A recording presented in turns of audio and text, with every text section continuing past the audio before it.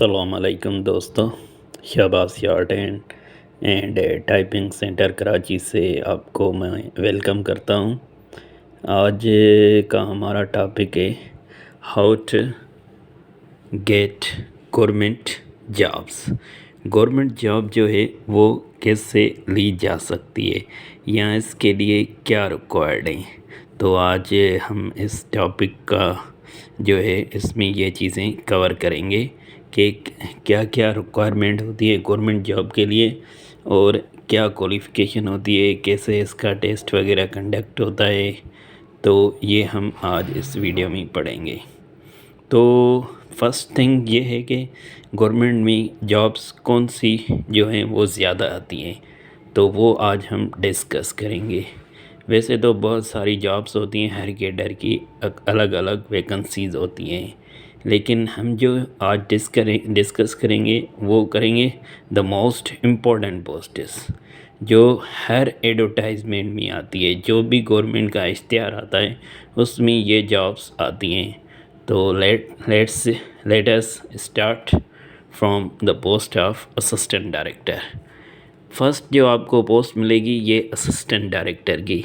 इसकी मेनली जो रिक्रूटमेंट होती है वो फेडरल पब्लिक सर्विस कमीशन के थ्रू होती है, और प्रोविंशियल लेवल पे जो वहाँ की कमीशन होती हैं वो करती हैं। जैसे सिंध पब्लिक सर्विस कमीशन हो गया, Punjab public service commission, KP के सर पब्लिक सर्विस कमीशन, और बलूचिस्तान, इसी तरह आज़ाद जम्मू एंड कश्मीर एंड गिलगित बल्तिस्तान।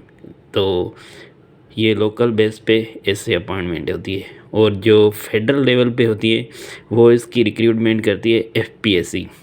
हर महीने इसकी एड आती है, और तकरीबन असिस्टेंट डायरेक्टर की जो है पोस्ट होती है, लाजमी होती है। तो फिर उसमें कोटा वाइज होता है, पंजाब का कोटा होता है मेरिट का, और हर हिसाब का कोटा होता है। तो आज हम डिस्कस करेंगे कि इसके लिए क्या एजुकेशन रिक्वायर्ड है।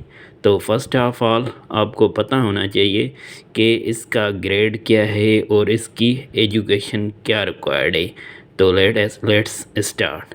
असिस्टेंट डायरेक्टर है, ये पोस्ट है BPS 17 की।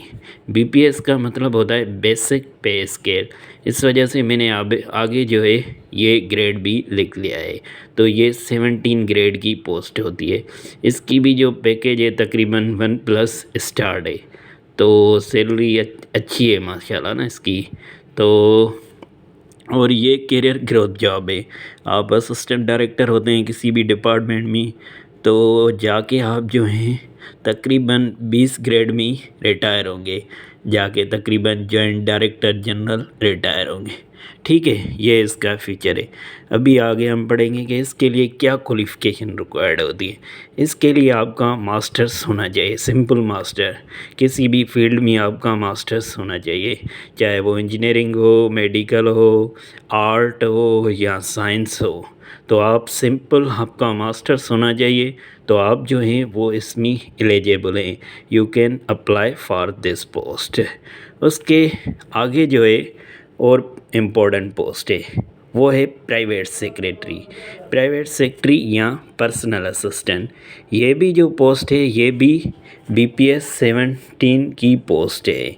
इसके लिए क्या रिक्वायरमेंट है, इसके लिए सिंपल आपका ग्रेजुएशन होना चाहिए, और एडिशनली आपके जो कोर्स होना चाहिए वो शॉर्ट हैंड का कोर्स।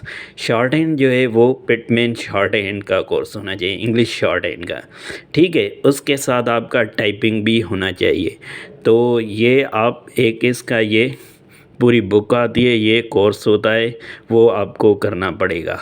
उसके बाद आपका ये इससे टेस्ट होगा। टेस्ट कैसे होगा, 120 WPM वर्ड पर मिनट, ये आपका शॉर्ट हैंड का होगा, और 50 WPM जो होगा वो आपका टाइपिंग का होगा। तो फॉर एग्ज़ाम्पल इसका टेस्ट कैसे कंडक्ट होता है, जैसे 5 मिनट की टेस्ट होती है, तो 5 मिनट में तकरीबन जो है वो 600 अल्फाज बोले जाएंगे।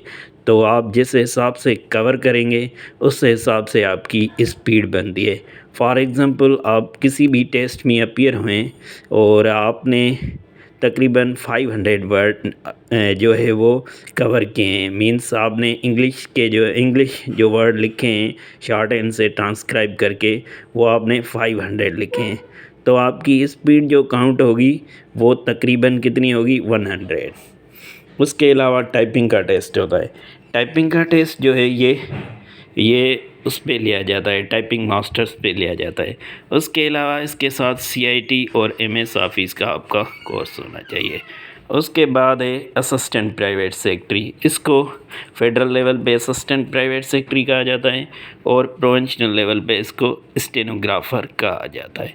इसका जो स्केल है वो 16 स्केल है और इसके लिए क्वालिफ़िकेशन क्या रिक्वायर्ड है, ग्रेजुएशन। इसके लिए भी शॉर्ट हैंड, टाइपिंग और आपका CIT का जो है वो सर्टिफिकेट कोर्स होना चाहिए। इसके लिए क्या रिक्वायर्ड होता है, 100 WPM शॉर्ट हैंड होती है और 50 WM टाइपिंग होती है। मैं जैसे ऊपर डिस्कस करके आए होंगे शॉर्ट हैंड का टेस्ट कैसे लिया जाता है, इसी का भी बिल्कुल ऐसे ही लिया जाता है। उसके बाद एक इम्पोर्टेंट पोस्ट है स्टेनोटाइपिस्ट। इसके जो ग्रेड है वो कौन सा है, इसका 14 ग्रेड है और इसके लिए क्वालिफ़िकेशन क्या है, ग्रेजुएशन। एक ग्रेजुएशन है, कहीं पे ग्रेजुएशन भी होता है और कहीं पे इंटरमीडिएट भी होता है। मोस्टली जो है वो इंटरमीडिएट है। ये पोस्ट जो है ये भी तकरीबन आपको हर गवर्नमेंट का जो इश्तिहार आता है उसमें आपको ज़रूर मिलेगी। उसके अलावा इसमें शॉर्ट हैंड रिक्वायर्ड होती है, जैसे मैं ऊपर डिस्कस करके आया हूँ, और टाइपिंग। इसमें थोड़ी स्पीड जो है वो शॉर्ट हैंड की कम है। शॉर्ट हैंड की कितनी इसमें स्पीड है, 80 है।